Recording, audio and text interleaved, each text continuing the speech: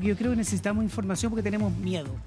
En este caso tenemos miedo a tantas cosas hoy día y usted se la está replanteando. Miedo a la cesantía, miedo a no tener algo para echar a la olla, miedo a lo que va a pasar. Uno dice, 3 meses más, ¿qué puede pasar? No tengo idea. ¿Qué va a pasar el próximo año? No lo sé tampoco. La incertidumbre nos hace que el miedo se apodere incluso a los funcionarios públicos. Ayer conversaba con algunos, me decía, tengo que estar acá, pero lógico que tengo miedo. Hoy día estamos con León Cohen, que es psiquiatra, que nosotros siempre establecemos estas conversaciones, León, porque es importante canalizar y a veces cuando uno tiene miedo, decirlo, verbalizarlo, conversarlo con el resto de la gente. La Pamela Aguas también está con nosotros, que es psicóloga. Yo no sé, León, te lo pregunto a ti, a lo mejor tú también sientes miedo. Claro, y ojalá que no se me pase.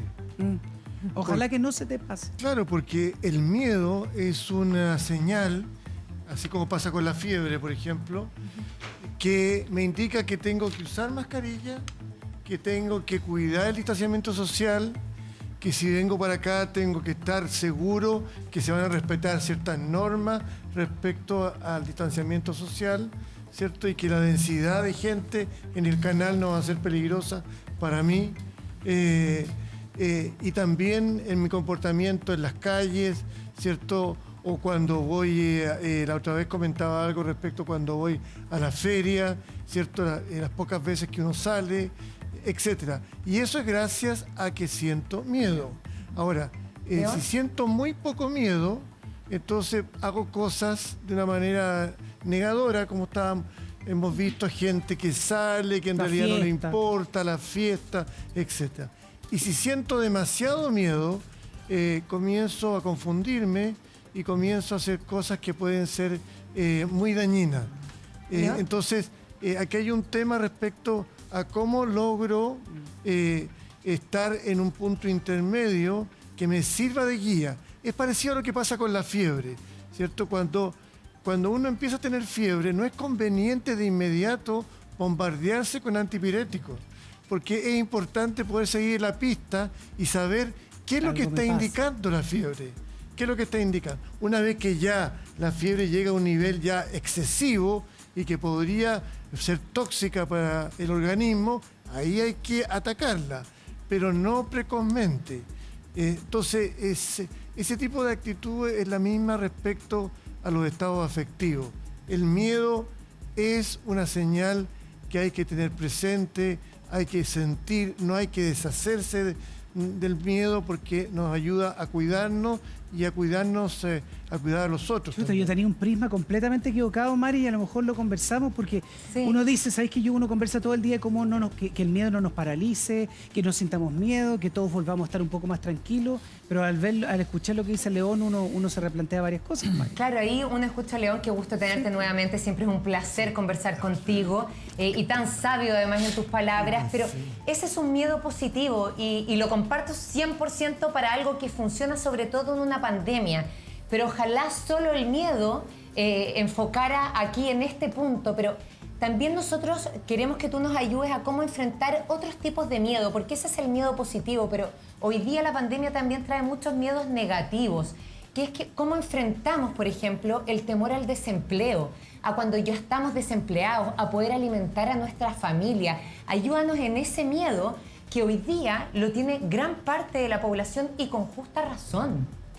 Claro, bueno, respecto a ese miedo, también yo creo que es útil mantenerlo. ¿También? De hecho, uno en medio de toda esta situación terrible, dolorosa, penosa que estamos viviendo, también uno ve crecer una cantidad enorme de situaciones que son admirables. El miedo hace que mucha gente empiece como a reinventarse y hacer pequeños emprendimientos utilizando, por ejemplo, las redes, ya sea en el plano comercial, en el plano profesional, ¿cierto? En el plano cultural, etc. Y eso es justamente porque hay una inquietud y un miedo respecto a no tener trabajo o ya tener mucho menos trabajo o sencillamente el quedarse sin trabajo. Entonces la gente empieza como a activarse y empieza a emprender. Es curioso, pero en los momentos muy críticos, aparte de todo lo que hay que hacer en esos momentos críticos, también son momentos en los que surgen en muchas personas, no en todas por supuesto, un mundo de ideas de imaginación, de creatividad y de emprendimiento. Lo interesante es que una vez que pase todo esto, es decir, lo que se demore, eso pueda continuar. Pueda continuar, por ejemplo, todo esto del trabajo online. Yo creo que claro.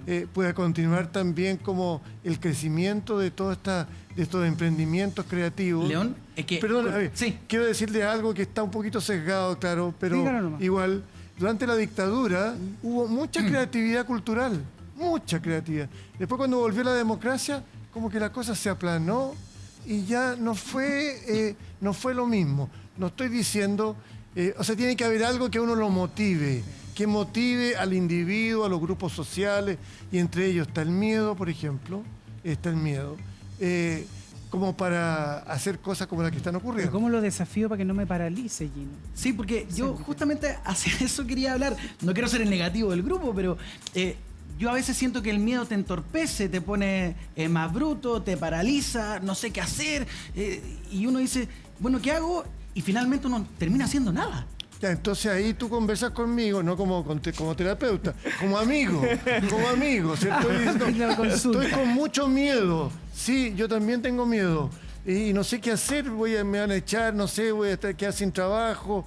Sí, pero oye, y esas cosas que tú habías dicho la otra vez, ¿te acuerdas que habías dicho de hacer como un tema de cómo aprender a hablar en público, ya que tú tienes tanta experiencia en televisión, pero nunca tú lo pudiste hacer porque no tenías tiempo? ¿Por qué no lo haces ahora? ¿Y quién se va a interesar en esa cosa? Siempre hay gente que de repente se interesa. Además, la gente te conoce, es cosa que tú lo pongas en la red y da el paso. A ver, ya, hagámoslo. O sea, hablar del miedo.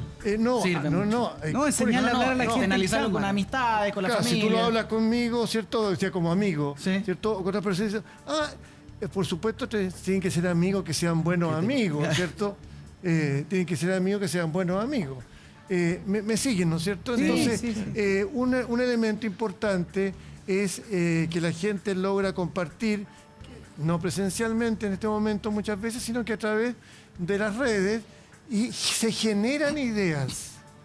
Se generan ideas, porque todos estamos con miedo, estamos con temor, etcétera. Entonces, de repente se genera de ideas, ¿no? Y a veces las ideas tienen que ver con emprendimientos, digamos, de negocio, otras veces tienen que ver con emprendimientos de beneficencia hacia otras personas.